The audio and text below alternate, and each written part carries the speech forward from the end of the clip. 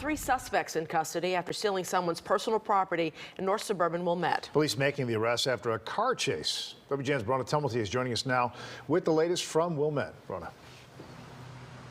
Good evening, guys. Yeah, there's a lot of pieces to this puzzle, but the residents in this apartment complex right behind me here woke up sometime after 5 a.m. after a police chase ended right on their doorstep. A stolen car was on its side, outside of their door, and inside of it were 3 people, one of whom allegedly shot at police. Sound asleep, 5 o'clock in the morning, I hear sirens, and all of a sudden this huge bang. Elio Montenegro was stirred from his sleep early this morning by a huge commotion outside his Sheridan Road apartment complex in Wilmette. And being a former journalist, he grabbed his phone and headed downstairs. My wife starts screaming at me, "Don't go downstairs." Police officers are screaming and telling people to stay away from the windows.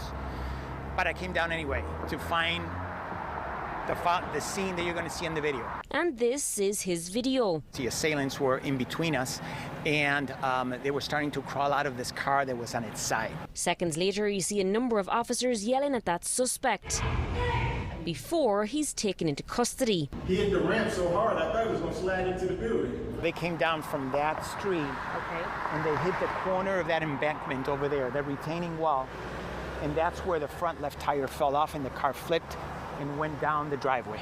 Police had been chasing the vehicle after the 3 people inside allegedly robbed a 63-year-old woman on the 400 block of Central Avenue, taking her keys, phone and ID before fleeing in this vehicle stolen out of Winnetka on Sunday.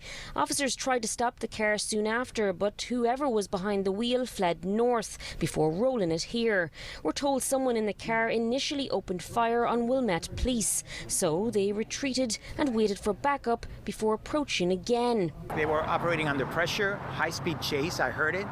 They had been shot at, and yet when they got to the scene, they used professionalism and took these individuals into custody without any incident. With Montenegro telling us he was very impressed with the teamwork he witnessed. We've seen the despicable videos of other police departments making arrests that are not as they should be. What I saw this morning was by the book, professional all the way, and I'm proud of the work that they did, and I hope that these individuals now face justice.